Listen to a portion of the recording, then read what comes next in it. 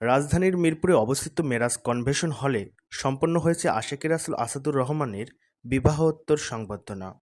এই আয়োজনে মূলত প্রাধান্য পেয়েছে দেওয়ানবাগ শরীফের শিক্ষা। দেওয়ানবাগ শরীফের প্রতিষ্ঠাতা সুফি সম্রাট হযরত সৈয়দ মাহবুবে খোদা দেওয়ানবাগী রহমতুল্লাহি আলাহি ও বর্তমান যুগের ইমাম মোহাম্মদ ইসলামের নেতৃত্ব প্রদানকারী মহামানব ইমাম প্রফেসর ডক্টর কুদরতে খোদা মাদ্দাজিল্লুল আলী হুজুরের আদর্শকে অনুসরণ করে এই অনুষ্ঠানটি ধর্মীয় ভাবগাম্ভীর্য ও আধ্যাত্মিকতার ছোঁয়ায় হয়ে ওঠে ব্যতিক্রম। অনুষ্ঠানে উপস্থিত ছিলেন আশেকে রাসূল হযরত শাহজালাল মিরপুরি সাহেব সহ বহু আশেকে রাসূল ও প্রিয় মেহমানগণ। সবার অংশগ্রহণে অনুষ্ঠিত হয় মোহাম্মদ ইসলামের মিলাদ শরীফ, যেখানে নব দম্পতির জীবনে রহমত, বরকত ও রাসূল প্রেমের পূর্ণতা কামনা করে মহান আল্লাহর দরবারে বিশেষ মোনাজাত করা হয়। এই আয়োজনের মধ্য দিয়ে প্রমাণিত হয় আশেকে রাসূলদের জীবনে কোনো আয়োজনই কেবল আনুষ্ঠানিকতা নয়, বরং তা হয়ে ওঠে এক আধ্যাত্মিক অভিজ্ঞতা, একতাবদ্ধতার চিত্র এবং মহান ইমাম হুজুরের শিক্ষার বাস্তব প্রয়োগ। প্রায় ৩ শতাধিক মেহমানের উপস্থিতিতে অনুষ্ঠানটি রূপ নেয় এক রাসূল প্রেমিকদের মিলন মেলায়, যেখানে দেখা যায় ভালোবাসা, সংযম এবং ইমানের অনন্য সমন্বয়।